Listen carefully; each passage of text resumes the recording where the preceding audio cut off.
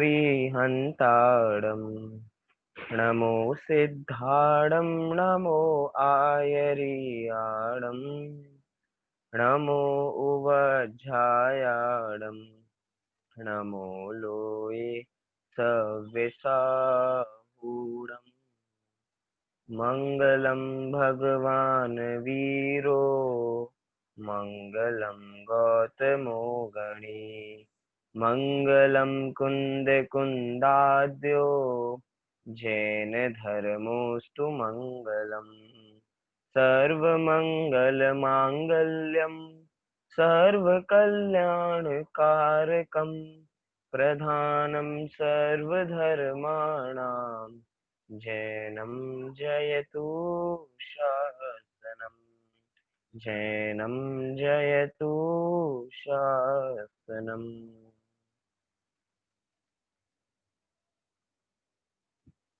हमारा विषय षट्लेश्या। षट्लेश्या की हमारी चर्चा विगत दिनों से चल रही है, जिसमें हम पढ़ रहे हैं कि लेश्याओं का स्वरूप क्या है, किस लेश्या में कैसे लक्षण पाए जाते हैं, हमारी कौन सी लेश्या है, कहीं हमारे परिणाम, हम कैसे अपने परिणामों को सुधार सकते हैं। जैसे हम अपने परिणामों को सुधारेंगे तो हमारी लेश्या भी सुधर जाएगी। क्यों? क्योंकि हमने लेश्याओं को कल दो रूपों में विभाजन कर दिया था, एक शुभ लेश्या और एक अशुभ लेश्या। अब अशुभ लेश्या का हम परिवर्तन शुभ लेश्या में कर सकते हैं। कैसे? अपने परिणामों के माध्यम से। हमारे परिणाम अच्छे होंगे, हमारे परिणाम विशुद्ध रूप से होंगे तो संश्लेष परिणाम ढीले पड़ेंगे। लेकिन आज की तिथि में क्या होता है कि हमारे संश्लेष परिणाम ही हम पे हावी होते चले जाते हैं। हमें पता नहीं लगता कि हम संश्लेष परिणामों में हैं, हम संश्लेष परिणाम कर रहे हैं। और कभी कभार तो ये होता है कि संश्लेष परिणामों को ही हम अपना स्वभाव मानने लग जाते हैं और विशुद्ध भावों की ओर भूल ही जाते हैं कि हमें अपने विशुद्ध भाव भी प्रकट करने हैं। मतलब गलती क्या होती है, हम अपने विभाव को स्वभाव मान लेते हैं और यही हमारी भूल हो जाती है। कहा जाता है कि एक भाव ही है जो आपको बंधन में बना सकता है और एक भाव ही है जो आपको मुक्त कर सकता है। मतलब भाव से ही बंधन और भाव से ही मुक्त।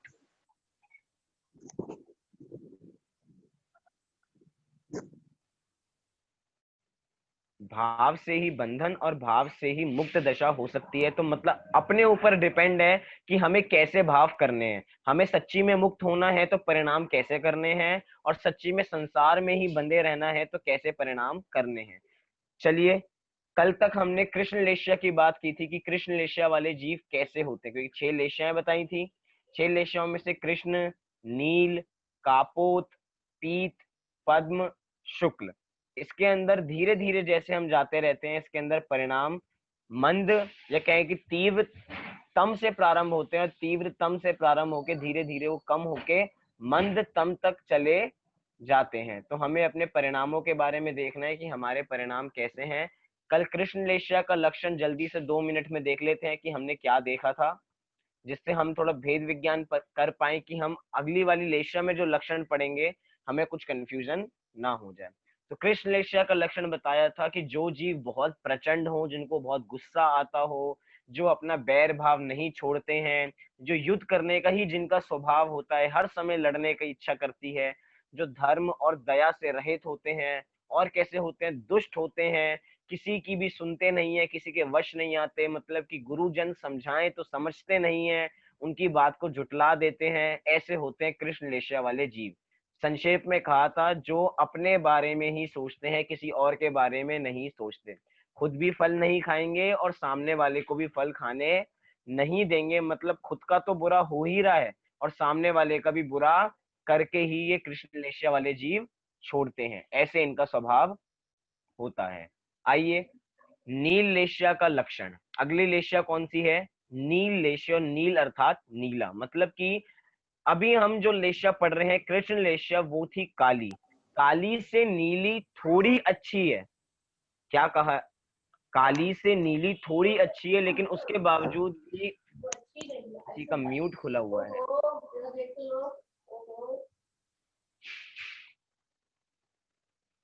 हाँ जी, काली से नीली लेश्या अच्छी तो है, लेकिन है दोनों संश्लेष रूप ही। कि एक में संश्लेष परिणाम बहुत तीव्रतम है तो एक में तीव्रतर है।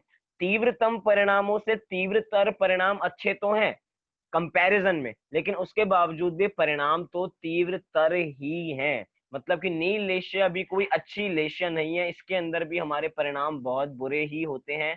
कोई ऐसा नहीं है कि हम बहुत अच्छे हो गए हों। इनकी लक्षण पढ़ेंगे तो हमें पता लगेगा कि कैसे कैसे परिणाम इसमें बता रखे हैं।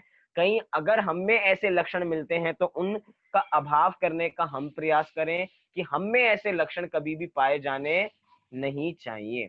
क्या है लक्षण, आइए देखते हैं। बहुत सारे लक्षण है इसमें, कोई 5 लक्षण नहीं है, कम से कम 12-13 लक्षण आपको नील लेशिया के बारे में बताए जाएंगे।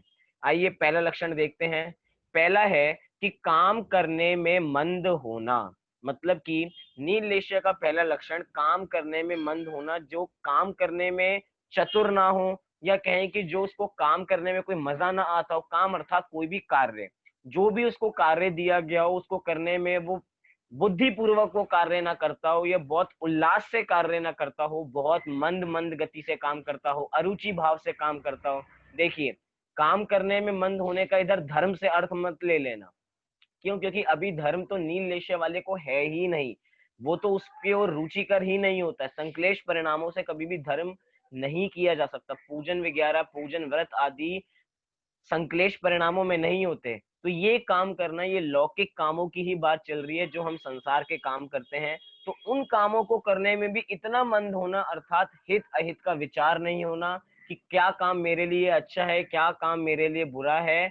और जो काम कर रहा है उसको भी इतनी मंद गति से कर रहा है कि हो सकता है कि वो काम पूरा हो ही नहीं। मतलब कि वो अपने बारे में भी कुछ सोच नहीं सकता। जैसे शराबी व्यक्ति होता है, शराबी व्यक्ति मोह के नशे में अपने बारे में कुछ सोचने की उसकी सुध बुध नहीं होती कि वो कौन सा कार्य कर रहा है, कैसा कार्य कर रहा है, कब खत्म होगा या खत्म नहीं होगा, इसके बारे में उसकी विचार शक्ति ही खत्म हो चुकी है। ऐसे ही यहाँ पे काम करने की मंद गति हो चुकी है कि वो काम होगा या नहीं होगा। जिस कार्य में लीन है उसके बारे में कुछ सुध बुध उसको नहीं होती। अगला लक्षण कह रहे हैं, नील लेशिया वाले बुद्धि विहीन होते हैं, अर्थात उनके पास बुद्धि नहीं होती है। अगर हम थोड़ी नीति शास्त्र पढ़ते हों, हमने या नीति के श्लोक पढ़ रखे हों, तो बहुत बार बुद्धि के ऊपर बहुत सारे श्लोक देखते हैं कि बुद्धि वास्तव में, बुद्धि सहित व्यक्ति ही महान होता है, बुद्धि सहित व्यक्ति ही पंडित होता है, विद्वान होता है। इधर पंडित या विद्वान शास्त्रों के ज्ञाता नहीं, जिस भी कार्य में हम लीन है उसमें हम पंडित, अर्थात उसमें हम मास्टरी हो। लेकिन नील लेशिया वाले जीव होते हैं, वो बुद्धि से इतने विहीन होते हैं, इतने विहीन होते हैं कि किसी भी कार्य को खुद नहीं कर पाते। मतलब कि ये व्यक्ति कभी भी इंडिपेंडेंट नहीं बन पाते, ये हमेशा डिपेंडेंट रहते हैं दूसरे व्यक्ति पे। क्यों? क्यों? बुद्धि इतनी कमजोर है कि कोई काम खुद कर ही नहीं पाते बिना दूसरे के सहारे के, कि कोई मेरी मदद करेगा तो ही कार्य पूरा होगा, अगर मैं खुद कार्य करने चला जाऊं तो मेरे से काम होने वाला नहीं है। मतलब जिनको हमेशा दूसरों की अपेक्षा रहती है, वास्तव में वो लोग बुद्धि विहीन होते हैं। वो अपने बारे में या दूसरों के बारे में कुछ सोच सकते नहीं, क्योंकि बुद्धि कमजोर है। बुद्धि होगी तो हित और अहित का विचार करेंगे। जैसे कि बहुत परीक्षा मुख का एक सूत्र है, उसमें लिखा कि हिताहित हिताहित अ, हिताहित प्राप्ति परिहार, हिताहित प्राप्ति परिहार समर्थम ही प्रमाणम ततो ज्ञान में तत्। कि हित की प्राप्ति और अहित का परिहार ये कौन कर सकता है? सम्यक ज्ञानी लोग ही ऐसा काम कर सकते हैं। मतलब क्या काम मेरे लिए अच्छा है? शराब पीना तो बुरा ही है, लेकिन उसको ऐसा लगता नहीं है कि शराब पीना बुरा है। उसको कषाय करनी बुरी लगती नहीं है, उसको लगता है कि कषाय करनी बहुत अच्छी चीज है, क्रोध करना अच्छा, मान अच्छा है, माया अच्छी है, लोभ अच्छा है। मतलब कि अपने विभाव को ही नील लेशिया वाले अपना स्वभाव मानने लग जाते हैं। क्रोध करना अपना स्वभाव नहीं है, वो विभाव है। लेकिन क्रोध करने की इतनी आदत हो गई है, इतनी आदत हो गई है कि वो अपना स्वभाव बन गया है। और आजकल हमें इसी नाम से जाने लग गया कि ये तो बहुत क्रोधी है, ये तो बहुत क्रोध करते हैं, इनमें तो बहुत मायाचारी है, हर समय मायाचारी करते हैं। ऐसा लगता है कि किसी से बात भी कर रहे हो तो मायाचारी से कर रहे हैं, पता ही नहीं अंदर अंदर क्या सोच रहे हो इसके बारे में। मतलब ऐसे लोग कैसे होते हैं? बुद्धि विहीन होते हैं। वास्तव में बुद्धि तो उनमें भी होती है, लेकिन उस बुद्धि का सही प्रयोग नहीं करते, इसीलिए कहा जाता है कि वे बुद्धि विहीन होते हैं। तीसरा लक्षण क्या कह रहे हैं? कला से रहित होना। नील लेशिया वाले जीव कला से रहित होते हैं, अर्थात विशेष ज्ञान या चतुरता से बिल्कुल रहित होते हैं। जैसे कुछ लोग होते हैं ना, अभी जैसे कि एग्जाम्पल के रूप में ही लेना, जैसे कि डिग्रीज होती हैं, कुछ लोग डिग्रीज बहुत सारे सब्जेक्ट में पाना चाहते हैं। जैसे एमए है, हम देखते हैं एमए कोई 5-5 विषयों में एमए है, कोई 7-7 विषयों में एमए, कोई 10-10 विषयों में एमए है। मतलब मास्टरी उसने 10-10 विषयों में कर रखी है। अब आप देखिए, एक व्यक्ति के 10 विषय में मास्टरी कर सकता है, मास्टरी की बात चल रही है, डिग्री तो वो मास्टरी की पालेगा, लेकिन क्या वो 10 विषयों में मास्टरी हो सकता है? नहीं हो सकता। क्यों? क्योंकि हमारा उपयोग एक बार में एक ही जगह लगता है। हम एक चीज करें, हम एक मास्टरी करें और उसमें ही ऐसी उपाधि प्राप्त करें कि हमसे बढ़िया कोई अब इसमें नहीं है। लेकिन क्या है, हम ज्यादा पैर पसारना चाहते हैं, हम ज्यादा चतुर होना चाहते हैं, और जो ज्यादा व्यक्ति चतुर होना चाहता है उसकी चतुराई वहीं पे रह जाती है, वो चतुर बन नहीं पाता। 10-10 विषयों की एमए धरी रह जाती है, उसको कुछ कोई जानता नहीं है। इससे अच्छा है कि हम एक ही सब्जेक्ट में एमए करें तो हम उतने सफल हो सकते हैं। लेकिन जो ज्यादा लोभ के वश कि ज्यादा पढ़ाई करेंगे ज्यादा अच्छी नौकरी मिलेगी, या ज्यादा ही जो जिस चीज की भी अति जहां पे हो जाती है, जिस चीज की भी जहां पे अति हो जाती है, समझना वो कभी भी उस विषय में विशेषज्ञ नहीं हो सकता, विशेष विद्वान नहीं हो सकता। मतलब कि कला से रहित होना, ऐसे व्यक्ति हमेशा कला से रहित होते हैं, कभी उनमें कला की बढ़ोतरी नहीं हो पाती। नील लेशा वाले जीवों में मतलब चतुरता से रहित होते हैं, अपने बारे में कुछ नहीं सोच पाते हैं, बुद्धू बनते रहते हैं संसार में, ऐसे होते हैं नील लेशा वाले। चौथा लक्षण बता रहे हैं कि 5 इंद्रियों के विषयों में अति लंपटी होना। अब ये थोड़ा ऐसा पॉइंट है जिसकी थोड़ी हमें विस्तार से चर्चा करनी चाहिए। देखिए, जितने भी हम लक्षण पढ़ते जा रहे हैं, ये नील लेशा के लक्षण तो जान ही रहे हैं, साथ साथ ये भी जान रहे हैं कि अगर ये ऐसे लक्षण हम में पाए जाते हैं तो उन लक्षणों का हम जल्द से जल्द अभाव करें, उनको दूर करें। मात्र ज्ञान बढ़ाने के लिए हम षटलेश्याओं का पाठ नहीं पढ़ रहे हैं, अपने ऊपर अप्लाई करने के लिए पढ़ रहे हैं। चौथा पॉइंट है 5 इंद्रियों के विषयों में अति लंपटी होना। देखिए, लंपटी तो बहुत सारे लोग हो सकते हैं, मतलब कि 5 इंद्रियों का लोभ तो हम कापोत लेश्या वाले जीव को भी देखेंगे, या दूसरी लेश्या वाले जीवों को भी देखेंगे जो 5 इंद्रिय के विषयों में डूबे होंगे। लेकिन नील लेश्या वाला जीव कैसा होता है? अति लंपटी होता है, अर्थात 5 इंद्रियों के भोगों में ऐसा डूबा होता है कि जैसे 5 इंद्रिय के भोग भोगने से ही सुख मिलेगा, उसको उसके अलावा कुछ नजर नहीं आता है। मतलब कि एक इंद्रिय का पोषण करने जाता है और चाहता है कि उसके साथ साथ सारी इंद्रियां पुष्ट हो जाएं। जैसे आप लोग पिक्चर देखने जाते होंगे, अब तो नहीं जा रहे हैं लेकिन पहले तो जाते थे। हम पिक्चर देखने गए, क्या कहा मैंने? पिक्चर देखने गए। तो क्या पिक्चर क्या काम है? पिक्चर चक्षु इंद्रिय का काम है, चक्षु इंद्रिय से हमने पिक्चर देख ली। तो हम कहें कि आपको कांटों पे बैठ के पिक्चर देखनी है। क्या आपको कांटों पे बैठना है और पिक्चर देखनी है? क्यों? क्योंकि आपका मोटिव तो पिक्चर को देखना था, हम आपको पिक्चर दिखा रहे हैं, लेकिन कांटों पे नहीं। फिर हम क्या कहते हैं? नहीं नहीं, कांटों पे बैठ के नहीं, हमें तो वो सोफा वाली सीट चाहिए, बिल्कुल पीछे वाली, जिसमें बिल्कुल गद्दे लगे हों, वो सोफा जो बिल्कुल महंगी वाली, हमें तो वो चाहिए। क्यों? क्योंकि हमें स्पर्शन इंद्रिय का लोभ है, हमें स्पर्श चाहिए कि अच्छा स्पर्श हो। मैं क्या हूं, हम स्वाध्याय कर रहे हैं, स्वाध्याय करते वक्त स्वाध्याय क्या है, अभी आप सुन रहे हो और देख रहे हो, तो क्या आप कांटों पे बैठ के सुनना पसंद करोगे? नहीं, थोड़ी सी जमीन मिल जाए, कांटों से अच्छी तो जमीन ही है, जमीन पे बैठ के सुन लेंगे, लेकिन कांटों पे नहीं। ये क्या है? हमारी एक एक इंद्रिय की लोलुपता है। अब पिक्चर हॉल पे ही वापसी चले, एक तरफ हम पिक्चर देख रहे हैं, एक तरफ हमें आसन अच्छा चाहिए अर्थात स्पर्शन इंद्रिय का भोग चाहिए, एक तरफ लगता है चलो कुछ खा भी लेना चाहिए, साथ साथ पॉपकॉर्न और थोड़ी कोल्ड ड्रिंक मिल जाए तो थोड़ा पेट भी भरता जाएगा। तो साथ साथ पिक्चर भी देख रहे हैं, स्पर्शन इंद्रिय का भोग भी कर रहे हैं, और साथ साथ थोड़ा खाना भी खाते रहे, तो रसना इंद्रिय का पोषण भी होता रहेगा। अब हम आपको ऐसी जगह बिठा दें जहां पे ये 3 चीजें तो हैं, लेकिन वहां पे बहुत तेज बदबू आ रही है। क्या? वहां पे इतनी बदबू आ रही है, बराबर में नाला है वहां पे, उसमें से इतनी गंदी बदबू आ रही है। अब बताइए, आप वहां पे पिक्चर देखेंगे? नहीं देखेंगे। क्यों? हम कहेंगे ऐसी जगह पे चलते हैं कि जहाँ पे हमें पिक्चर भी दिखे, जहाँ पे स्पर्शन इंद्रिय का पोषण भी हो, जहाँ पे रसना इंद्रिय का पोषण भी हो, और जहाँ पे घ्राण इंद्रिय का पोषण भी हो, जहाँ पे कुछ गंदी बदबू नहीं आ रही हो, जहाँ पे खाना भी बहुत खुशबूदार हो। ऐसी जगह खाएंगे तो बहुत मजा आएगा। और चलते हैं कर्ण इंद्रिय। पिक्चर तो देखनी थी ना, ये सुननी थी। नहीं पिक्चर सुनेंगे नहीं, देखेंगे नहीं तो कैसे काम चलेगा, सुनेंगे भी। थोड़ा थोड़ा पीछे से लाइट म्यूजिक बजता रहे तो और अच्छा लगेगा। या और अच्छी बात करें कि हर पांचों इंद्रियां हर तरीके से पुष्ट होनी हमारी चाहिए। आप पिक्चर हॉल में गए और वहां पे बहुत गर्मी है, एसी नहीं चल रहा, तो हम उस पिक्चर हॉल को छोड़ के आ जाते हैं।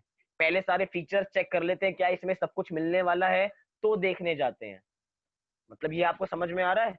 मतलब कि हम एक एक इंद्रियों को कैसे कैसे पुष्ट करना चाहते हैं। और दूसरी तरफ हम देखते हैं हमारे मुनिराजों को, जिन मुनिराजों को किसी इंद्रिय की अति लंपटी नहीं है, अर्थात पांचों इंद्रियों के विषयों में वो अति लंपटी नहीं होते। और एक तरफ हम पांचों इंद्रियों के विषयों में डूबे पड़े हैं कि एक इंद्रिय को पुष्ट होने नहीं देते कि दूसरे इंद्रिय। बहुत बढ़िया उदाहरण दिया 10 लक्षण की पुस्तक में कि जैसे कि एक व्यक्ति है, एक व्यक्ति जो बिजनेसमैन है, जो इतना बिजी है, उसकी टेबल पे 5 फोन है। कितने फोन है? उसकी टेबल पे 5 फोन है। एक फोन पे बात करता है कि दूसरा फोन बज जाता है, उसको रखता है तो दूसरा उठा लेता है, दूसरे को रखता है, तीसरा बजता है, तीसरे को उठा लेता है। अर्थात उसके हर समय कान बिजी ही रहते हैं, वो कभी सुख को प्राप्त कर ही नहीं पाता। अर्थात हर समय उन फोन में ही डूबा रहता है, कभी उसको आराम मिलता नहीं है। ऐसे ही हमारे साथ होता है कि हम 5 इंद्रियों के विषयों में डूबे रहते हैं। स्पर्शन इंद्रिय को भोग पाते नहीं कि रसना इंद्रिय पे दौड़ जाते हैं, रसना इंद्रिय को भोग पाते ही नहीं कि कर्ण इंद्रिय सुहाने लग जाती है, कर्ण इंद्रिय सुहाती नहीं कि दूसरे इंद्रिय चक्षु इंद्रिय की ओर दौड़ जाते हैं। ये क्या है? ये हमारी अति लंपटी है। पंडित टोडरमल जी ने बहुत बढ़िया सम्यक ज्ञान चंद्रिका की पीठिका में बहुत बढ़िया शब्द डाले कि 5 इंद्रियों के विषयों में झंपापात करता है। क्या शब्द डाले? झंपापात। झंपापात पता है मतलब क्या होता है? झंपापात माने झपट्टे मारना। जैसे कोई व्यक्ति भूखा हो ना बहुत दिनों से, उसके सामने खाना हो, तो खाना वो खाता नहीं है, क्या करता है? खाने को झपटता है और पागलों की तरह मुंह में ठूसने लग जाता है। ऐसी हमारे साथ है, हम 5 इंद्रियों के विषयों को ठूसना चाहते हैं, 5 इंद्रियों के भोगना चाहते हैं कि जैसे कि हमने कभी उसको भोगा ही ना हो। लेकिन एक बार विचार के देखे कि 5 इंद्रियों के विषय भोगों को कितनी बार भोगा है हमने, कितनी बार, इतनी बार भोग चुके हैं जिसकी गिनती नहीं है। उसके बावजूद भी ऐसा लगता है कि एक बार भोग लें, एक बार भोग लें, एक बार वो पिक्चर देख लें, एक बार वो खाना खा लें। कितनी बार वो खाना खा चुके हैं, उसके बावजूद भी एक बार और खाना है, एक बार। ये क्या है? रसना इंद्रिय की लोलुपता। वो गाना बहुत अच्छा था, एक बार वो गाना जरूर सुनना है। उसको सुन के बहुत बढ़िया लगता है, थोड़ा जैसे क्रोध आ रहा होता है तो उस गाने को सुन के शांत हो जाता है मन। एक बार तो जरूर सुनना। ये क्या है? कर्ण इंद्रिय की लोलुपता, कि सुनने की लोलुपता। मतलब कि 5 इंद्रियों के विषयों में जब तक हम लीन रहेंगे तब तक अपनी आत्मा के समीप नहीं आ पाएंगे। हमारे मुनिराजों को देखे, जिस समय हमारे मुनिराज आहार करते हैं, सच्ची घटना है, हमारे मुनिराज आहार करते हैं और उस समय एक मुनिराज नवधा भक्ति पूर्वक आहार ग्रहण करते हैं, सब कुछ देखते हैं कि आहार जल शुद्ध होगा तो ही आहार जल ग्रहण करेंगे। और हमारे मुनिराजों को किसी चीज की कामना तो होती नहीं कि आज हमें ये ही मिलना चाहिए, आज नाश्ते में ये वैसे तो वो एक समय ही खाते हैं कि हमें आज हम आहार के लिए निकले हैं तो काश ये मिल जाए, काश मेरी मनपसंद चीज मिल जाए तो मजा ही आ जाएगा आहार में। ऐसे परिणाम तो होते नहीं, ऐसे परिणाम तो हमको होते हैं कि नाश्ते में एक बार वो मिल जाए, खाने में एक बार वो मिल जाए, या शाम के खाने में एक बार वो मिल जाए। लेकिन हमारे मुनिराज कैसे हैं? उनको इसके बारे में रंच मात्र भी विकल्प नहीं है कि उनको खाने में क्या मिलने वाला है, बस आहार जल शुद्ध होना चाहिए। तो ऐसे ही एक बार मुनिराज आहार जल शुद्ध देख के एक के घर भोजन करने के लिए, आहार करने के लिए पहुंच गए। मुनिराज को आहार की कामना तो नहीं थी, तो एक स्त्री उनको एक सब्जी दे रही थी जो बहुत कसैली थी, जो बहुत कड़वी थी। उसको भी नहीं पता था, उस स्त्री को भी नहीं पता था जो आहार करा रही थी कि ये सब्जी बहुत कड़वी है, क्योंकि चखी तो थी ही नहीं, लेकिन सब्जी बहुत कड़वी थी। अब क्या है, मुनिराज तो शांत पूर्वक आहार ग्रहण किए जा रहे हैं, उनके मुंह पे एक शिकन नहीं है कि ये सब्जी कितनी कड़वी है, मेरे से और नहीं खाई जाएगी। वो महिला सब्जी को डालती थी और मुनिराज आहार को ग्रहण कर लिया करते थे। अब क्या है, स्त्री को लगने लगा कि मुनिराज को ये सब्जी बहुत पसंद आ रही है। क्या? क्योंकि अब स्त्री ने चखी तो है ही नहीं, वो भी भोली, उसने लगा कि मुनिराज को ये सब्जी बहुत पसंद आ रही है, चलो इस सब्जी को देना थोड़ा और प्रारंभ करे। उसने मुनिराज को आहार में बस वही सब्जी कराई, और उसके बाद अंजाम ये हुआ कि मुनिराज को उल्टी आ गई। लेकिन मुनिराज ने एक बार भी ये नहीं कहा कि हे स्त्री कितनी गंदी सब्जी है ये, दूसरी सब्जी दो मुझको। क्या? इससे हमें पता लगता है कि हमारे मुनिराजों ने 5 इंद्रियों पर विजय हो गए हैं, उन्होंने 5 इंद्रियों को जीत लिया है। स्पर्शन इंद्रिय के भोग में कि अच्छा खाना मिले तो ज्यादा खा लेंगे, बुरा खाना मिले तो नहीं खाएंगे, या बुरा खाना खा रहे हैं तो द्वेष करने लग जाए, ऐसे परिणाम उनके नहीं होते, क्योंकि वो 5 इंद्रियों के विषयों में अति लंपटी नहीं होते। अति लंपटी का मतलब आप समझ रहे हैं? झंपा पात नहीं करते वो विषयों पे। चक्षु इंद्रिय का उनको लोभ नहीं है, उनको रसना इंद्रिय का भोग नहीं है। देखिए, लंपटी हम किसी भी प्रकार के हो सकते हैं। कभी कभार हम स्वाध्यायी जीवों को देखते हैं, हमने एक बार विषयों के रूप में लगाया, हम स्वाध्यायी जीवों के ऊपर चलते हैं। स्वाध्यायी जीवों को स्वाध्याय सुनने का लोभ होता है। क्या? स्वाध्यायी जीवों को स्वाध्याय सुनने का लोभ होता है कि जिस दिन उन्होंने स्वाध्याय नहीं सुना उस दिन ऐसा लगता है कि पता ही नहीं हमने कितना बड़ा पाप कर लिया हो। तो उनको इतनी आदत हो जाती है, इतनी उसकी लत लग जाती है कि जिस दिन स्वाध्याय ना करें उस दिन लगे कि क्या पाप, क्या अनर्थ कर दिया है। लेकिन हम यहाँ पे कह रहे हैं कि 5 इंद्रियों के इतने भी लंपति नहीं हो जाना, इतने भी अति लंपटी नहीं हो जाना कि एक दिन स्वाध्याय सुनने को ना मिले तो आकुल व्याकुल हो जाए हम। होता है ना कि एक बार हमने शास्त्र को नहीं पढ़ा तो हम तो हमारा जीवन असफल हो गया, ऐसे नियम हो जाते हैं लोगों के। लेकिन एक बार विचारें वास्तव में स्वाध्याय है क्या? स्वाध्याय शास्त्रों को सुनना नहीं है। आपने शास्त्र कितनी बार सुन रखे हैं? जिस दिन ऐसी परिस्थिति बनी कि आपको शास्त्र सुनने को नहीं मिल पा रहे हैं, उस समय क्या करें? उस समय पहले जो स्वाध्याय सुन रखा है उसका चिंतन करें। वो चिंतन करना ही उसका स्वाध्याय है। लेकिन क्या है, जिस दिन हमने प्रवचन नहीं सुना उस दिन हमारा जीवन असफल हो गया ऐसा लगने लग जाता है, असार है हमारा जिस दिन हमने प्रवचन नहीं सुना। ये क्या है? कर्ण इंद्रिय के लोलुपी, मतलब कि किसी भी रूप में स्वाध्याय सुनने का लोभ भी एक प्रकार का लोभ ही है। उस उन प्रकार के इंद्रियों का लोभ इतना नहीं होना चाहिए कि जिस दिन वो स्वाध्याय ना मिले उस दिन हम आकुल व्याकुल होने लग जाए। जैसे कि 5 इंद्रियों के भोगों में हमें कोई चीज खाने की इतनी आदत हो जाती है, इतनी आदत हो जाती है कि जिस दिन वो चीज ना मिले हम आकुल व्याकुल होने लग जाते हैं कि आज ये चीज क्यों नहीं मिली, आज ये चीज क्यों नहीं मिली। मतलब अपनी इंद्रियों को अपने ऊपर हावी मत होने देना, कि अगर इंद्रियां हमारे ऊपर हावी हो जाएंगी तो हम इंद्रियों से बाहर निकल ही नहीं पाएंगे, हमारा जीवन इन 5 इंद्रियों में डूब के रह जाएगा। लेकिन हम कह रहे हैं कि नील लेश्या हर समय तो रहती नहीं है, भाव लेश्याएं बदलती हैं। तो अगर आप अभी अति लंपटी हैं तो उस अति लंपटी पने को कम करके, सीधा नहीं कहेंगे कि सीधा खत्म ही कर दीजिए, सीधा खत्म होगी भी नहीं, धीरे धीरे जैसे हम अति लंपटी, जो चीजें हमें बहुत अच्छी लगती हैं उनका त्याग कर दीजिए। ऐसा नहीं जो चीजें बहुत ज्यादा पसंद है उनका त्याग कीजिए, उनका भी त्याग कीजिए जो आपको बिल्कुल नहीं पसंद है। मतलब नियम में कहते हैं ना कि कितनी सारी हमारे सामने सब्जियां हैं, लेकिन उन इतनी सारी सब्जियों में से हम पूरी जिंदगी में 20 सब्जी खा पाते हैं और बाकी सब्जियों का हमें दोष लगता रहता है। तो क्यों ना हम बाकी सब्जियों का त्याग ही कर दे जो हमें आजीवन खाने ही नहीं वाले हैं। ऐसी कितनी सब्जियां ऐसी हैं जो अपने भारत में उगती ही नहीं है, उगती ही विदेशों में है, लेकिन हमारा उसको भी पाप लग रहा है। क्यों? क्योंकि हमने उसका कभी त्याग ही नहीं किया है, अति लंपटता है। कभी हमें ऐसा विकल्प आ जाता है, कभी हम विदेश चले गए, कभी विदेश में जाके वो सब्जी खानी पड़ी, तो हमें ऐसे विकल्प आ जाते हैं, ये हमारे अति लंपटी पने को दिखाते हैं। तो ऐसा हमें नहीं होना चाहिए। चौथे पे चलते हैं, पांचवा लक्षण, सॉरी, पांचवा लक्षण है अपना मानी। नील लेशिया का लक्षण क्या है? मानी। आप मानी की फोटो देख सकते हैं, कितनी बढ़िया फोटो नजर आ रही है। क्या?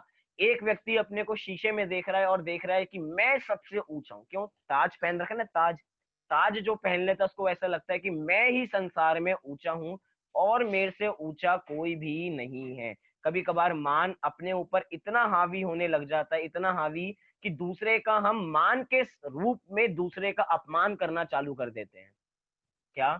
मान मतलब समझ में आता है? अपनी प्राइड, मतलब कि अपना, कि हमारा ईगो जो हम कहें, मान हम कह सकते हैं हमारा ईगो, जो हम आजकल के रूप में, जो हर बच्चे में, हर बड़े में, हर बुजुर्ग में, सब में एक प्रकार का ईगो डेवलप हो गया है, जिसको हम कह रहे हैं मानी, जिसको कह रहे हैं मान, कि मेरे से अच्छा कोई नहीं है। बाहर में हम हो सकता है बहुत मीठा मीठा बोलते हो, दूसरे की तारीफ करते हो, भैया आप ही बहुत अच्छे हो, भैया आप ही बहुत अच्छे हो, लेकिन अंतरंग में कैसे भाव है? अंतरंग में ऐसे भाव है कि मेरे से बढ़िया तो कोई भी नहीं है।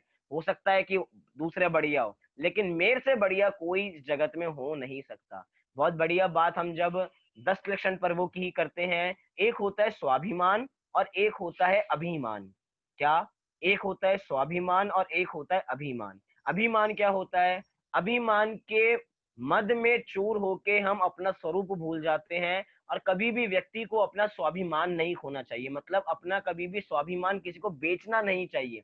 अपना स्वाभिमान तो बरकरार रखना चाहिए कि हम जितने हैं हम उतने तो हैं ही हैं, लेकिन अपने स्वरूप से अपने को ज्यादा नहीं मानना और अपने स्वरूप से अपने को कम नहीं मानना, वो है आपका स्वाभिमान। क्या? वो है आपका स्वाभिमान, मतलब ज्यादा अभिमानी भी नहीं होना और ज्यादा घमंडी भी नहीं होना। रावण को देखिए, रावण को अपनी शक्तियों का इतना अभिमान था, इतना अभिमान था कि अब क्या हुआ, उसका अंत में नाश हो गया। मतलब कहा जाता है ना, बुराई का हमेशा अंत में नाश होता ही है। ऐसे ही क्रोध, मान, माया, लोभ, ये बुराई है, इनका अंत होगा ही होगा। हमें अपने सामने कुछ लगते नहीं। हम घर में अगर 5 लोग हैं, हम घर में 6 लोग हैं, तो ऐसा लगता है कि मैं ही सबसे महान हूँ और कोई मेरे सामने है ही नहीं। हो सकता है कहीं और के बड़े शहंशाह होंगे, लेकिन घर का राजा तो मैं ही हूँ। घर में तो मेरी ही चलती है। क्यों? ये हमारा मान है। अपने बारे में सोचते हैं, दूसरों के बारे में नहीं सोचते हैं। और सबसे बड़ी बात, वास्तव में सबसे ज्यादा मान उसको होता है जिसका कोई अपने में स्वाभिमान ही नहीं होता है। क्या? क्या कहा?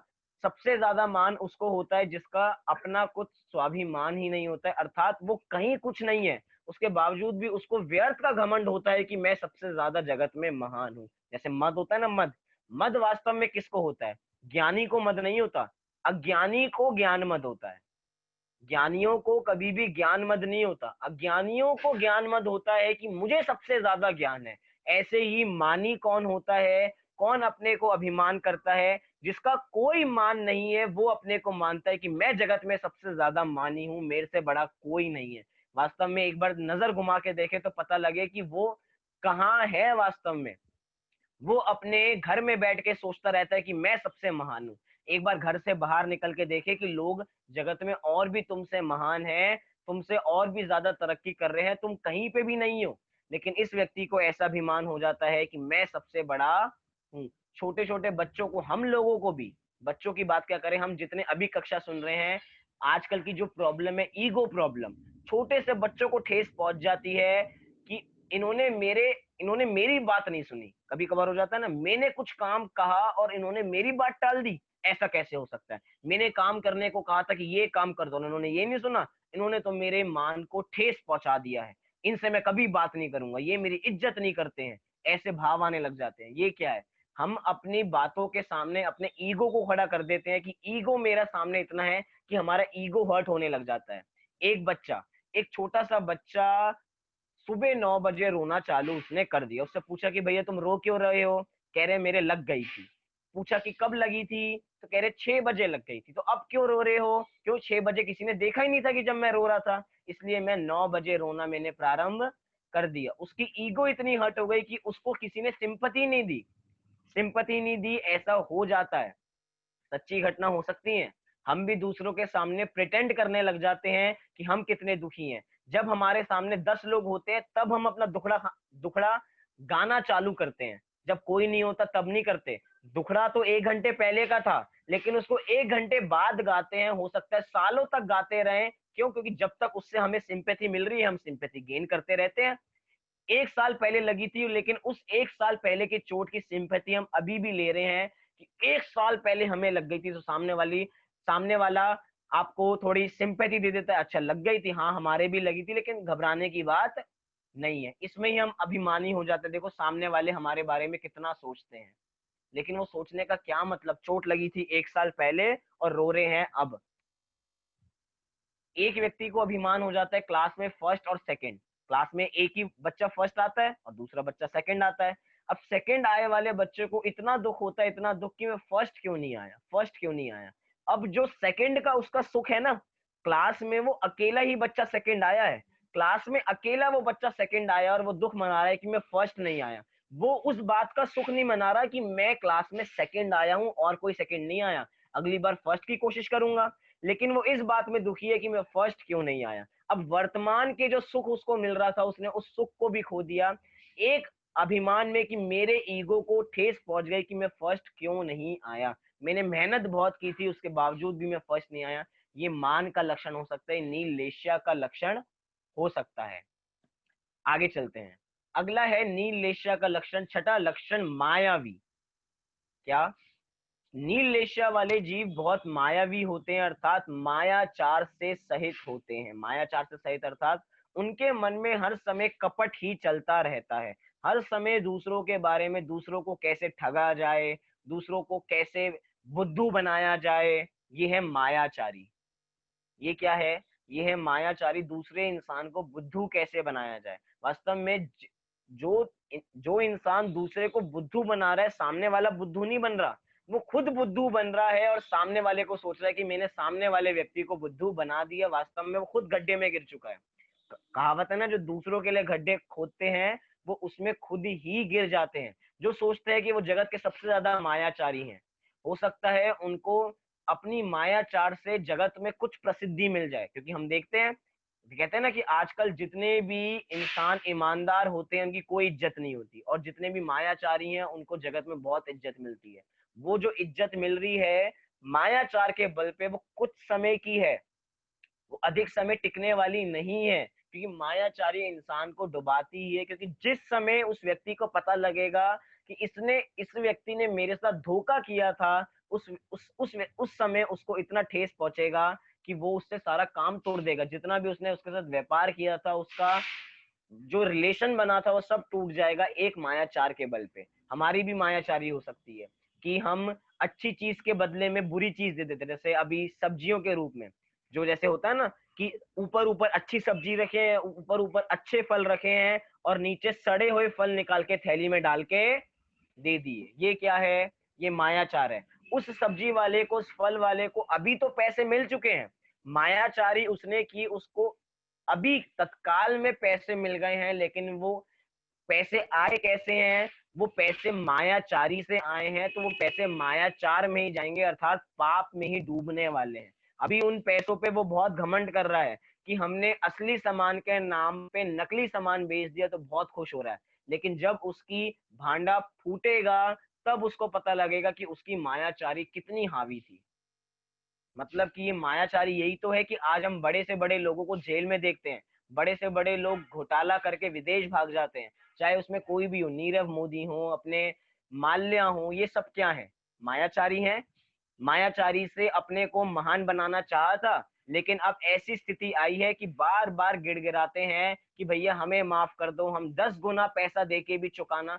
कितनी बार वो न्यूज में पढ़े तो कितनी बार उस माल्या का आया कि जितनी बार आप 10 गुना पैसा देने के लिए मैं तैयार हूं, लेकिन मेरे सारे आरोप खत्म कर दीजिए। लेकिन एक बार जो आरोपी हो जाता है वो जिंदगी भर आरोपी बना रहता है। अब जो मायावी होगा वो जिंदगी भर मायावी बनेगा, जिसके दिमाग में, जिसके ख्यालों में, जिसके वचन में हर समय मायाचार ही चलता रहता है, अब वो व्यक्ति कैसे सुधरने वाला है?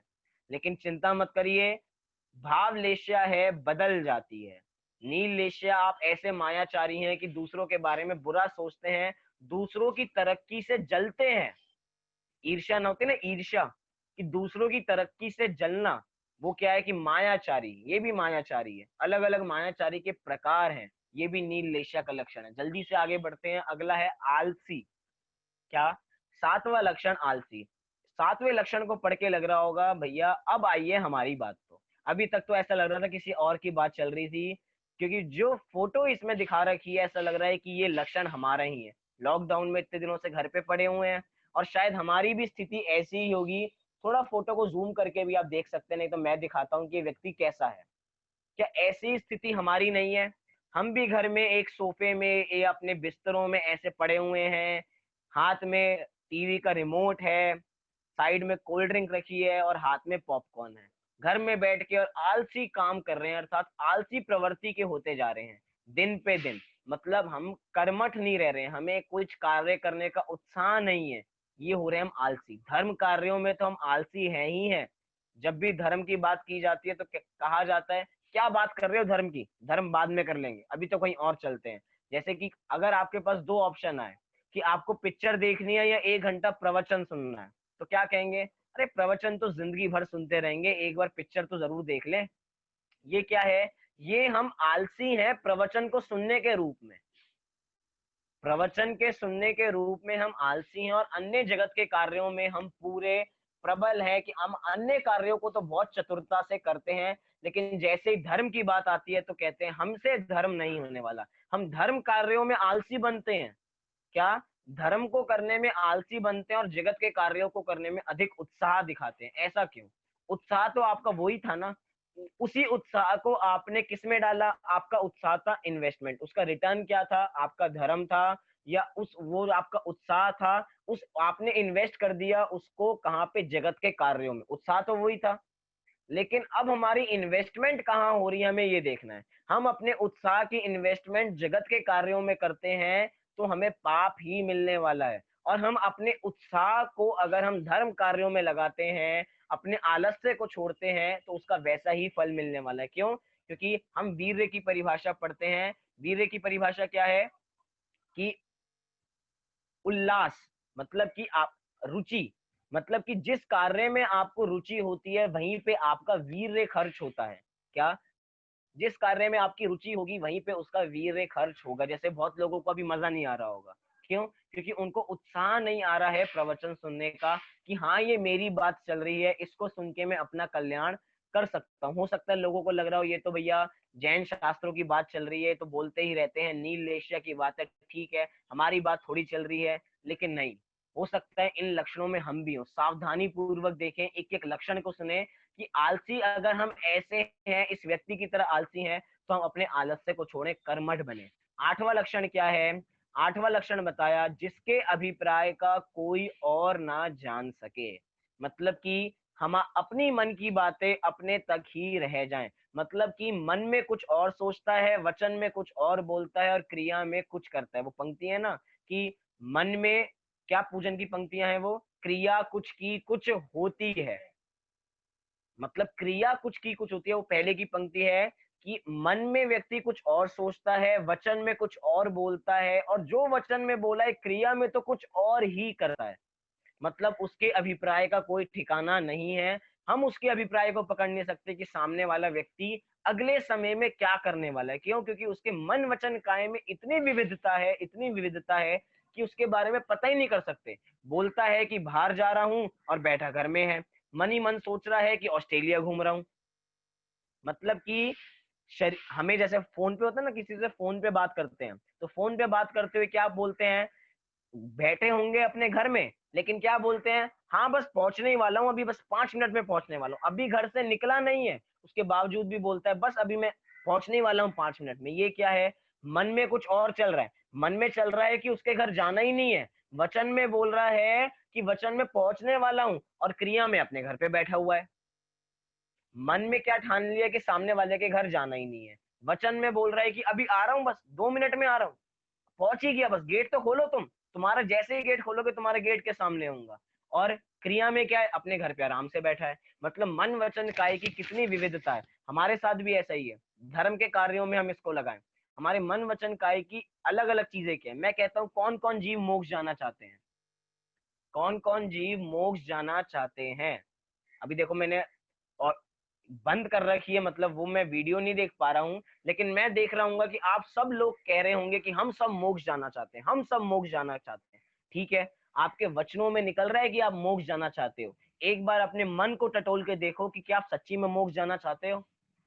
मोक्ष का सुख भोगने की आप में भी शक्ति है। अगर आपको बहुत बार ऐसा कहा जाता है, अभी आपको कहा जाए कि अभी आपको अभी 9-10 हो रहे हैं, आपको सीधा 10 बजे मोक्ष जाना है, 9-10 हो रहे हैं अभी, और आपको 10 बजे मोक्ष जाना है, जल्दी से तैयारी कर लो।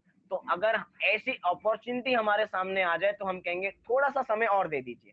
10 बजे मोक्ष जाना है ना, थोड़ा सा टाइम को बढ़ा दीजिए, 12 बजे चलेंगे, थोड़ा घर का काम कर लें, थोड़े घर में झाड़ू पोछा बचा है, थोड़ा सा वो कर लें, उसके बाद मोक्ष चलेंगे। मोक्ष तो जाना ही है, एक बार आज का काम तो पूरा कर लें, थोड़ा पैसे तो कमा लें, थोड़ी जो वसीयत हमें लिखनी है औरों की, औरों के नाम, थोड़ा वो तो लिख दें, थोड़ा काम करना है वो तो कर दें।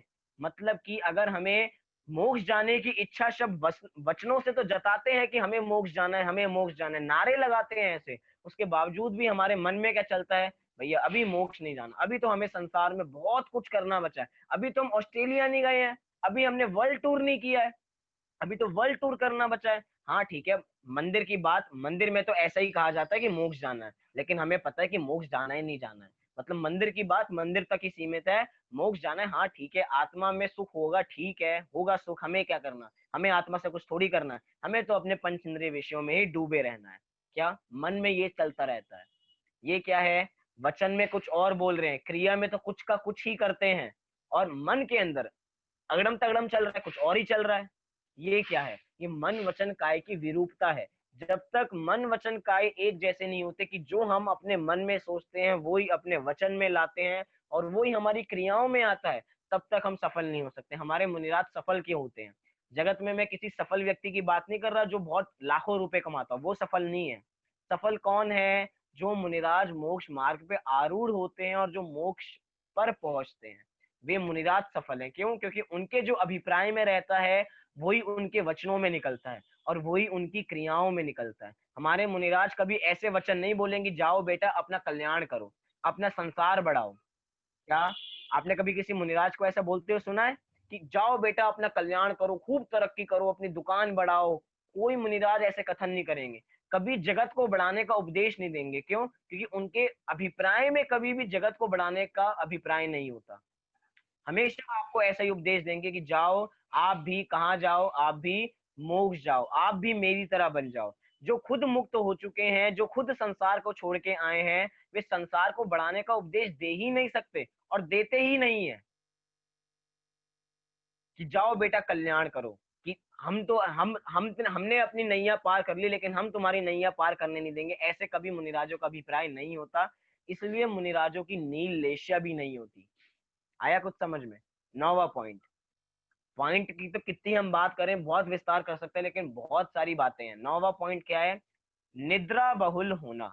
निद्रा बहुल अर्थात बहुत नींद आना, बहुत नींद आना। मतलब कि जगत के कार्यों में तो बहुत उत्साह होना और धर्म के कार्यों में बहुत बहुत तेजी से नींद आना। देखते हैं ना कि स्वाध्याय में बैठते हैं तो लोगों का गुणस्थान बदल जाता है, लोग कब 7वें गुणस्थान में पहुंच जाते हैं, मतलब व्यंग रूप में है, कब अपनी नींद में पहुंच जाता है उनको पता नहीं लगता। लेकिन जैसे ही पैसे बढ़ाने की बात कर रहे हो, भैया हम आपको 100 करोड़ रुपए देने वाले हैं, तो सबकी आंखें खुली की खुली रह जाती हैं, भैया 100 करोड़ रुपए मिलने वाले हैं। उस समय नींद नहीं आती, लेकिन जैसे ही धर्म की बातें चलने लग जाती हैं तो नींद आनी चालू हो जाती है। क्यों, क्योंकि हमारा उस ओर उत्साह नहीं है। जिस ओर उत्साह होता है उसी ओर हमारा वीर्य खर्च होता है। बार बार ये बात दोहरा रहा हूं, क्यों, क्योंकि हमें निद्रा उन्हीं कार्यों में आती है जिनमें हमें उत्साह नहीं होता है। हमें धर्म कार्यों में उत्साह नहीं है, इसीलिए नींद आती है। हमें पूजन करने में आनंद नहीं आता, हमें बोरिंग लगती है। शब्द ना बोरिंग, बोरिंग क्या होता है, बोरिंग वो चीजें लगती हैं जिसमें हमें मन नहीं लग रहा हो हमारा, जिसमें हमें मजा नहीं आ रहा हो। मजा किसमें नहीं आता, जिसमें हम मजा मानते नहीं है। वास्तव में जिसमें मजा है नहीं, वो हमने उसमें मजा मान रखा है। हमने रसगुल्ला खाने में, हमने गुलाब जामुन खाने में मजा मान रखा है, और जिसमें मजा है नहीं। और वास्तव में जिसमें मजा है, जिसमें आनंद है, हम उसमें आनंद मानते नहीं है। ये अपने बलिहारी है कि हम इतने सरल तत्व ज्ञान को, सरल जैन दर्शन के बातों को समझ नहीं पाते हैं। क्यों, सारे लक्षण घटा लीजिए, हमारी बुद्धि विहीन है, हम अपने कार्यों में मंद हैं, हम अपने अभिप्राय को नहीं जान पाते हैं, हम आलसी हैं, इसीलिए हम निद्रा से बहुल हैं। 10वां लक्षण, अन्य को ठगने की बहुलता। चित्र देख रहे होंगे, एक व्यक्ति अपनी तिजोरी में सामान भरा जा रहा है।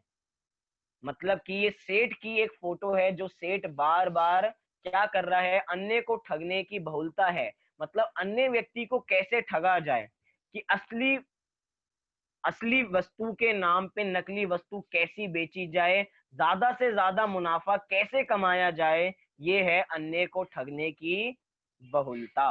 मतलब सामने वाले व्यक्ति को कैसे धोखा दिया जाए। मतलब ये नील लेशा में जो है वे सबको धोखा देना बहुत अच्छी तरह जानते हैं। जैसे कि मैं तो कहता हूँ, ये सारी लेशा ऐसी हैं जैसे कि हॉरोस्कोप होते हैं ना, हॉरोस्कोप जो हमारे अखबारों में आते हैं। हॉरोस्कोप क्या कहते हैं, कि अगर आपका ऐसा है तो आप ऐसे होंगे। अगर आपका, अगर आप लिब्रा है, अगर आपकी राशि लिब्रा है तो आप ऐसे होंगे। अगर आपकी राशि कन्या है, विग्रह है, तो आप ऐसे होंगे। मतलब ऐसे यहाँ पे कह रहे हैं, अगर आपकी ऐसी लेश्या है तो आप ऐसे होंगे, कि आपको अन्य को ठगने की बहुलता होगी।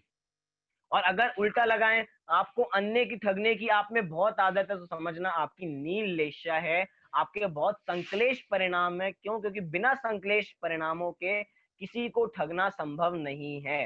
अन्य को ठगा जाता है संकलेश परिणामों के कारण, कि अपने गृद्धता इतनी है कि ज्यादा से ज्यादा भोगें, ज्यादा से ज्यादा भोगें। बड़े पंडित जी की बहुत बड़ी बढ़िया पंक्ति है कि अपने में भोगने की क्षमता नहीं है, लेकिन हम इकट्ठा बहुत किए जाते हैं। भोगने की सामर्थ्य है नहीं, लेकिन इकट्ठा करने की सामर्थ्य इतनी रखते हैं, जैसे अभी वर्तमान में भोगेंगे। इतनी सामर्थ्य नहीं है, इतनी शक्ति नहीं है, लेकिन अन्य व्यक्ति को ठग रहे हैं कि हमारा भविष्य सुधर जाए। वास्तव में जैनियों के पास इतना है कि वो अभी 2 पीढ़ी 4 पीढ़ी तक कुछ काम ना करें, उसके बावजूद भी उनकी सादगी पूर्वक जीवन बीत सकता है। मतलब कि ज्यादा आरंभ ना करें तो आराम से बीत जाएगा। लेकिन हमें क्या है, ज्यादा से ज्यादा आरंभ करना है। ज्यादा से ज्यादा आरंभ करना है तो अन्य को ठगना पड़ेगा, अन्य को लूटना पड़ेगा। जब घर वाले लोगों की ज्यादा डिमांड होने लग जाती है, तो पिता को चोरी करनी पड़ जाती है, अन्य को ठगने की आवश्यकता पड़ जाती है। क्यों? क्योंकि लोगों की डिमांड बहुत है, डिमांड की पूर्ति नहीं करेंगे तो उनके सामने बुरा बन जाएंगे। तो वो लोग चोरी करना चालू कर देते हैं, अन्य को ठगना चालू कर देते हैं। ये है नील लेशा का लक्षण। 11वां लक्षण, धन धान्य आदि में तीव्र वांछा करने वाला। अब थोड़ा ऐसी मर्म की बात कर दी कि ये क्या है, धन धान्य आदि में तीव्र वांछा करना। धन किसको अच्छा नहीं लगता? आती हुई लक्ष्मी किसी को अच्छी नहीं लगती। जितनी आए उतनी आए। अभी हम कहें कि आपको क्लास के बाद सबको 1-1 हजार रुपए देंगे, तो सब कहेंगे हाँ ठीक है, कोई मना नहीं करेगा। कोई ऐसा नहीं कहेगा ठीक है नहीं चाहिए हमें। क्या? आती हुई लक्ष्मी को कौन मना करता है? आए तो आती चली जाए, लेकिन जाए नहीं। सबकी कामना क्या होती है? आए तो, लेकिन जाए नहीं। हम तो उन गुरुदेव के शिष्य हैं जो कहते हैं कि वो धन भी क्या है, धूल के समान है। सेठियों को भी धूल कह देते थे कि जो धन धान्य है, जिनके रूप में हम अपने को बड़ा मानते हैं, वो वास्तव में धूल है। कहते हैं ना, एक तरफ हम कहते हैं कि पैसा ज्यादा से ज्यादा होना चाहिए, आए लेकिन जाए नहीं, और दूसरी तरफ कहते हैं पैसा हाथ का मैल है। अब पैसा हाथ का मैल है तो पैसे को अपने साथ क्यों रखते हो? पैसा तो मैल है। मतलब ये सारी बातें हैं, पहचानने वाली बातें हैं। बहुत बढ़िया एक बात कहता हूं कि हमारी वांछा कितनी है। ये दौलत है ना, दौलत, ये दौलत की 2 लात जब पड़ती है पीछे तो हम ऐसे हो जाते हैं, और दौलत की 2 लात आगे पड़ती है तो हम ऐसे हो जाते हैं। मतलब कि जब दौलत हमारे पास 2 लात मार के आती है तो हमारी कमर ऐसी हो जाती है, हम तन जाते हैं बिल्कुल। और जैसे ही हमसे दौलत की 2 लात मार के हमसे छिन जाती है तो हम ऐसे हो जाते हैं। मतलब कि दौलत की 2 लात आगे पड़े या पीछे पड़े, हम सीधे खड़े नहीं रह पाते।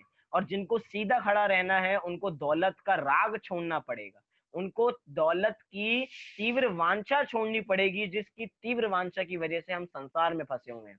आप लोगों की ऐसी वांछा नहीं है? पूछूंगा तो अभी सब ना कर देंगे, हमें तो धन धान्य नहीं चाहिए, कुछ नहीं चाहिए।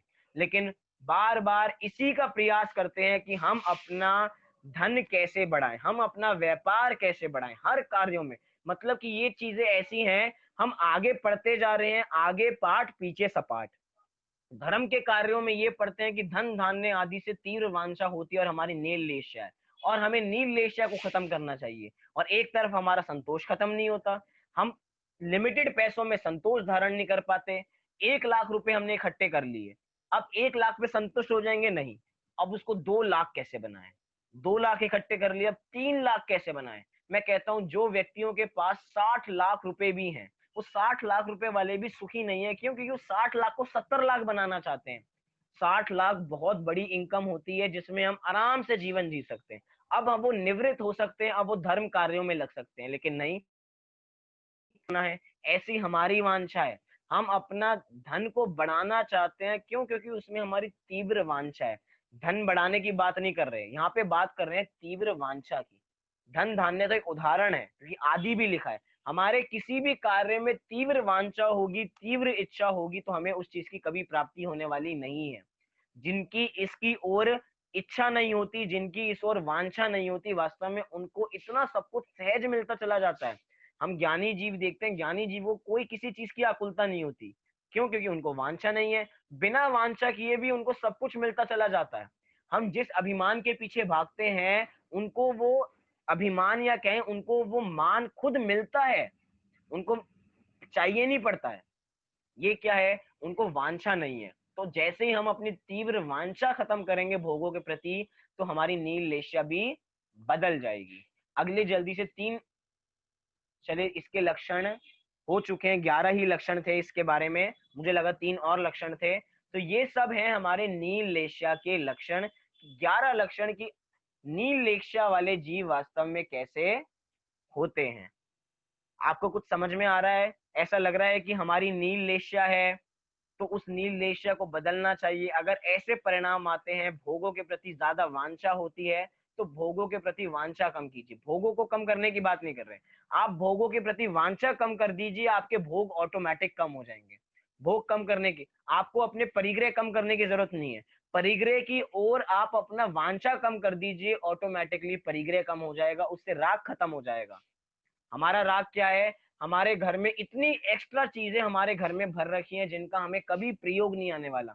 हम अपने कपड़ों की अलमारी खोल के देखेंगे ना, कपड़ों की अलमारी खोल के देखेंगे तो ऐसा लगेगा इसमें इतने ऐसे कपड़े हैं जिनको हम कभी पहनने वाले नहीं है, उसके बावजूद भी हमने उनको जोड़ के रख रखा है। क्यों? क्योंकि उनके प्रति हमारा राग है कि कभी ना कभी ये कपड़े हमारे काम आएंगे। लेकिन हमारे अभिप्राय में बैठा हुआ है कि ये कपड़ा हम कभी नहीं पहनेंगे, उसके बावजूद भी हमने एक वांछा के वश होके इसको इकट्ठा करके रख रखा है। तो चाहे आप उस वस्त्र को 10 साल ना पहनो, 10 साल नहीं पहनो, उसके बावजूद भी 10 साल का आपको उसका पाप लग रहा है। क्यों? क्योंकि उसकी आपके प्रति वांछा है, आपको उसके प्रति इच्छा है, आपको उसको दान देने के भाव नहीं आ रहे, उसको जोड़ने के भाव आ रहे हैं। देखिए एक बार घर को अपने तलाशिए, एक बार इधर उधर घर में देखिए कितनी फालतू चीजें हमारे घर में मिलेंगी। ज्ञानियों के जीवों में इतना परिग्रह नहीं होता, उनको इतने परिग्रह की आवश्यकता नहीं होती। मुनिराजों को देखें, मुनिराजों को भोगों के प्रति वांछा नहीं है तो उनके पास भोग भी नहीं है, उनके तो तन पे एक धागा भी नहीं है। क्या? तन पे एक धागा भी नहीं है। क्यों? क्योंकि तन के धागे के प्रति भी उनकी वांछा नहीं है। वांछा नहीं है तो धागा भी नहीं है, मतलब मकान भी नहीं है, बड़े बड़े मकान नहीं है, बड़े बड़े कपड़े नहीं है, महंगे महंगे कपड़े नहीं है, महंगी महंगी गाड़ियां नहीं है। क्यों? क्योंकि वांछा नहीं है। जिसकी उस ओर वांछा रहेगी उसके पास वैसा परिग्रह होगा, अन्यथा परिग्रह होने वाला नहीं है। परिग्रह किसी वस्तु का नाम नहीं है, परिग्रह अपनी वांछा का नाम है। अगर अपने भोगों के प्रति वांछा है तो हमें उस चीज का परिग्रह होगा ही होगा। जैसे कि एक गरीब व्यक्ति के पास कुछ नहीं है तो क्या वो अपरिग्रही हो गया? नहीं, वो भी परिग्रही है। क्यों? क्योंकि उसको, उस गरीब व्यक्ति के पास कुछ नहीं होते हुए भी उसको अनेक चीजों की वांछा है। हो सकता है आपके पास बहुत कुछ हो, आपकी वांछा कम हो, उस गरीब व्यक्ति के पास कुछ नहीं हो लेकिन उसकी वांछा आपसे भी ज्यादा हो, उसके पास आपसे भी ज्यादा परिग्रह हो, भावों का परिग्रह, भावों में उसने इतना परिग्रह जोड़ रखा है। ये क्या है? ये तीव्र वांछा है। तो जिस समय हम अपनी तीव्र वांछा कम करेंगे, जब हम इन लक्षणों पे काम करेंगे और इन लक्षणों को अपने से दूर करेंगे, इन लक्षणों को अपने में कम करेंगे, तो हमारी भी ये नील लेशा बदल जाएगी। क्योंकि भाव लेशा एक हर समय एक जैसी नहीं रहती है, हर अंतर मुहूर्त में परिणाम बदलते हैं, परिणाम बदलते हैं तो लेशिया भी परिवर्तित होती है। चलिए, ये हमने समझा नील लेशिया का स्वरूप। अब आपको कोई प्रश्न इसके संबंध में पूछना हो तो आप पूछ सकते हैं। जैसे पैसा आना, पैसा आना क्या है? पैसा आएगा तो जितना पुण्य के उदय में लिखा होगा उतना ही आएगा। अगर आपके पाप का उदय चल रहा है और हम कितने ही प्रयास करें और सोचें कि प्रयास तो इतना कर रहे हैं और पैसा नहीं आ रहा, तो भैया कारणों को देखो। सच्चा कारण ये है कि पाप का उदय है तो पैसा कैसे आएगा, और हम दुखी हुए जा रहे हैं कि हम इतनी मेहनत कर रहे हैं, हम इतना काम कर रहे हैं, इतने पसीने बहा रहे हैं, उसके बावजूद भी पैसा नहीं आ रहा। मतलब हम पैसे की ओर ना भागे, पुण्य का उदय आएगा तो पैसा खुद आ जाएगा। क्योंकि पुण्य के उदय से सामग्री ही तो मिलती है, और क्या मिलता है? मिलेगी। हमारे पास जो पैसा आएगा, पुण्य के उदय से पैसा आएगा, बात वही है। हमारी उसमें वांछा है तो वो परिग्रह है, हमारी उसमें वांछा नहीं है तो उसमें परिग्रह नहीं है। 6 खंड का, चक्रवर्ती के पास 6 खंड हैं, 6 खंड की विभूति होती हुई भी, इतने अनेक सैनिक हैं, अनेक महल हैं, अनेक रानियां हैं, उसके बावजूद भी उसकी वांछा नहीं है। हमारी एक रानी में वांछा हो जाती है, उसके पास 96,000 रानियां हैं, उसके बावजूद भी वांछा नहीं है। हमारे पास एक घर है, हम उसमें वांछा करते हैं, उसके पास अनेकों महल हैं, उसके बावजूद भी वो उसमें वांछा नहीं करता है। तो ये क्या है? परिग्रह कोई वस्तु का नाम नहीं है, परिग्रह अपने भाव हैं। हम वांछा नहीं करेंगे तो हमें परिग्रह नहीं होगा। हाँ जी अंकल, आप अपना माइक खोल सकते हैं। प्रति समय जैसे हमारी लेस्या बदलती रहती, तो कैसे लेस्या का निर्धारण हो कि हमारी ये लेस्या है? नेशा हमारी कैसी है, हमने उसी के लक्षण बताए हैं। नहीं नहीं, अगर प्रति समय आपने, जैसे बदलती है, प्रति समय बदलती है लेस्या, हाँ तो जी, ये लेस्या का निर्धारण हम कैसे करें कि हमारी ये नील लेस्या है कि कृष्ण के कापोत है? चलिए आपने बहुत बढ़िया प्रश्न किया कि हम निर्धारण कैसे करें कि हमारी लेशा कैसी है। तो हम अपने परिणामों के आधार पे इसका निर्णय करें। जैसे मैंने पहले दिन बताया था कि परिणाम 6 प्रकार के हैं: तीव्रतम, तीव्रतर, तीव्र, मंद, मंदतर, मंदतम। इन परिणामों के आधार पे विचार करें कि हमारे परिणाम कैसे। जैसे कि हम ऐसा कुछ कैटेगराइज नहीं कर सकते। आपको पहले, आपके पास 100 रुपए थे, आपके पास 100 रुपए की वांछा थी आपको, ठीक है, एग्जाम्पल के रूप में आपको 100 रुपए की वांछा थी। अब आपको 90 रुपए की वांछा है। अब 100 से 90 कम है तो हम कहेंगे आपके परिणाम थोड़े अच्छे हो गए हैं। अब वो 100 से अगर आपके परिणाम 110 पे चले जाते हैं तो हम कहेंगे आपकी वांछा बढ़ गई है। मतलब आपके अभिप्राय पे निर्भर करता है कि आपका कैसा हो सकता है। कुछ कुछ कुछ जीवों की 50 की वांछा हो, और जब 40 हो जाते हो तो समझते हो कि वो उनके कम हो गए हैं। मतलब अपने ऊपर हम अपने परिणामों को देखें कितने संकलेश हैं। अगर वो संकलेश परिणाम कम होते नजर आते हैं तो समझना हमारे परिणाम भी कम हो रहे हैं, उस हिसाब से हमारी लेशिया भी कम होती जा रही है। ये लेशिया तो बहुत स्थूल है, इनको पहचानने के लिए कि हमारी लेशिया कौन सी है। वास्तव में तो अपने परिणाम देखें और परिणामों को देख के हम खुश हो सकते हैं। मतलब लेस्या का अभिप्राय से संबंध है? हाँ जी, लेशिया का हमारे अभिप्राय से संबंध है, हमारे परिणामों से संबंध है। हमारा कैसा अभिप्राय होता है, हमारा कैसा परिणाम होता है। छोड़नी तो हमें 6 की 6 लेशिया है। ऐसा नहीं है कि हमारी शुक्ल लेशिया की ओर हमारी, कि शुक्ल लेशिया बहुत अच्छी होती है। हो सकता है कि वो लेशियाओं में अच्छी हो, लेशियाओं में शुक्ल लेशिया अच्छी हो सकती है, लेकिन लेशिया का स्वरूप ही बुरा है। क्यों? क्योंकि वो पुण्य पाप से लिप्त करती है, और पुण्य पाप आश्रव बंध के भेद हैं, और आश्रव बंध को छोड़ना है तो मतलब लेशिया को भी छोड़ना है। क्यों? क्योंकि हमारे भगवान भी लेशियातीत है, उनको किसी प्रकार की लेशिया नहीं है। ये सारा विषय शाम की कक्षा में, हमने कल की कक्षा में देखा पुण्य पाप के बारे में। आपके प्रश्न का समाधान हुआ? हाँ ठीक। हाँ जी बोलिए। ठीक है।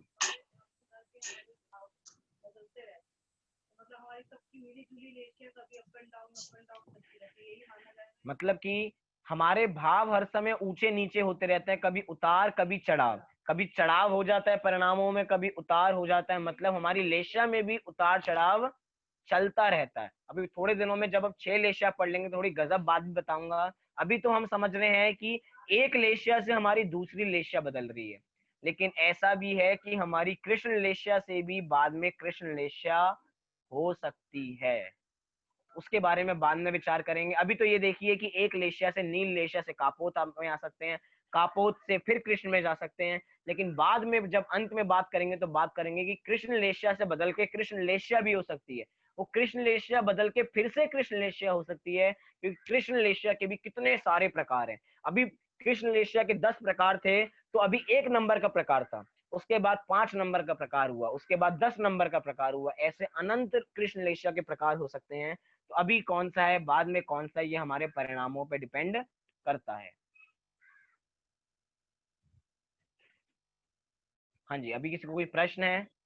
मोक्ष कुछ पंक्तियां गाना चाहता है, पंक्तियां गाने से पहले किसी को कुछ प्रश्न हो तो वो रख लीजिए, अंत में हम सुंदर भजन सुनेंगे।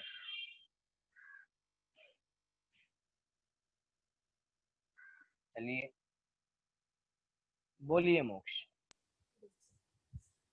मोक्ष मार्ग पर अंतिम क्षण तक चलना जिनको इष्ट है, जिन्हें न पथ भंग कर सकता पद से कोई विघ्न अनिष्ट है।